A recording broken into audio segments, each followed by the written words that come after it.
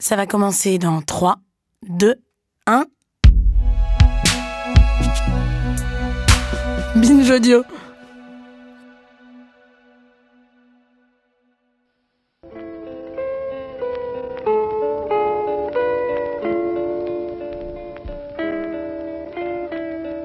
Entre Berry et Auvergne, à 450 mètres d'altitude, voici Guéret.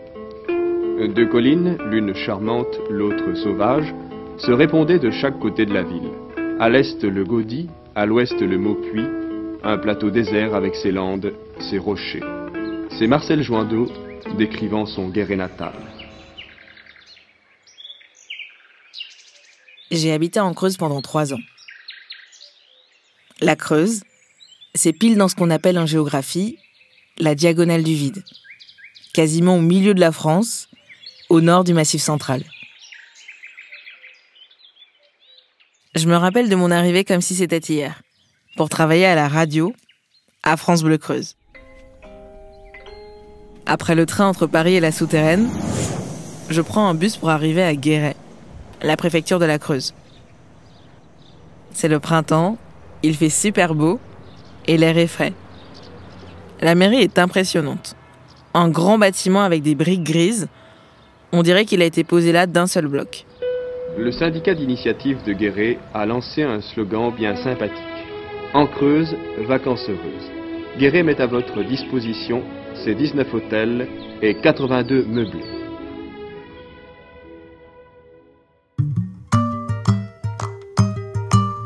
Je me promène un peu, et cette ville me fait penser à celle d'où je viens en Martinique. Le Morne-Rouge, une commune rurale elle aussi. Une Antillaise au beau milieu de la Creuse, je dois dire que ça fait sourire pas mal de mes amis. Mais quelques semaines après mon arrivée, je me retrouve à manger des samoussas et un rougail saucisse, un plat typique de la Réunion, pendant un festival qui célèbre la culture réunionnaise. J'avoue, ça me fait plaisir de retrouver un peu des Outre-mer. Mais quand même, trouver des Réunionnais dans cette région, c'est un peu surprenant.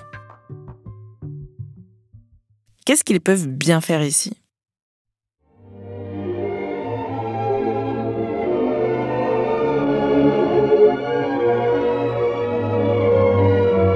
À 13 000 km de Paris, loin de tout continent, dans un minuscule archipel sous le tropique du Capricorne, voici la France encore, l'île de la Réunion, département français d'outre-mer. Je me souviens avoir déjà vaguement entendu parler d'une histoire, celle des enfants de la Creuse. Mais à l'époque, je n'avais pas cherché à en savoir plus.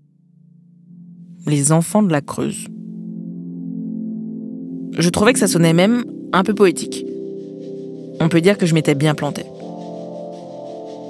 En y repensant, je me demande comment j'ai fait pour passer à côté.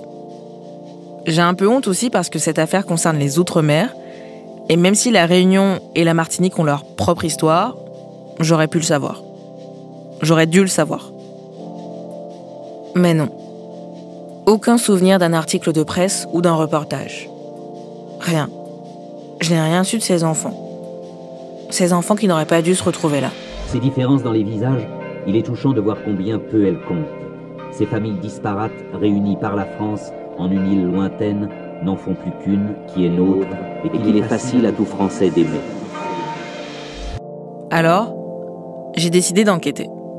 Et je me suis rendu compte que si je n'en avais jamais entendu parler, il y avait sans doute une raison.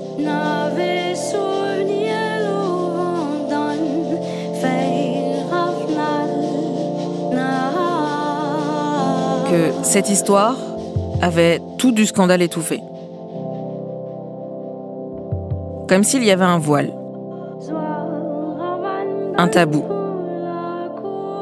une volonté d'occulter un passé pas très glorieux de la France.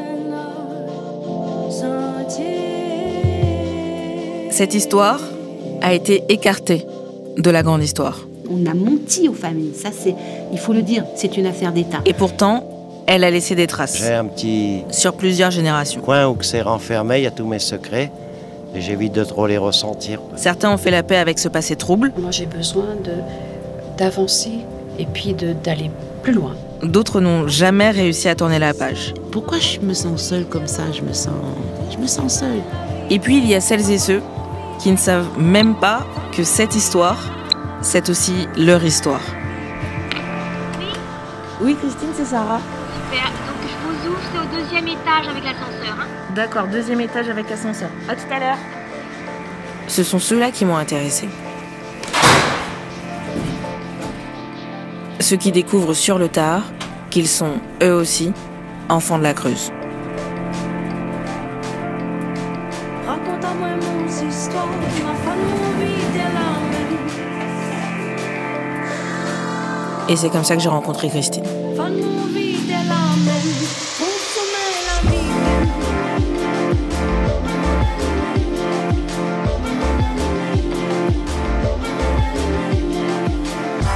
J'avais du mal à y croire et j'avais envie, quelque part, je pense, au fond de moi, de pas y croire. Je me disais non, c'est pas possible, pas toi. Donc, quelque part, on préfère toujours que ça soit pas nous.